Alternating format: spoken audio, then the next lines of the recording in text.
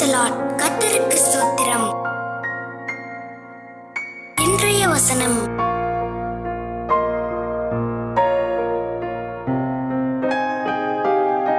பிலிப்பியர் 2:2-4 நீங்கள் ஏக சிந்தையும் ஏக அன்புமுள்ளவர்களாயிருந்து இசைந்த ஆத்துமாக்களாய் ஒன்றையே சிந்தித்து என் சந்தோஷத்தை நிறைவாக்குங்கள். ஒன்றையும் வாதினாலாவது வீண் பெருமையினாலாவது செய்யாமல் மனத்தாழ்மையினாலே ஒருவரையொருவர் தங்களிலும் மேன்மையானவர்களாக எண்ணக் கடவீர்கள். அவனவன் தனக்கானவைகளையல்ல பிறருக்கானவைகளையும் நோக்குவானாக.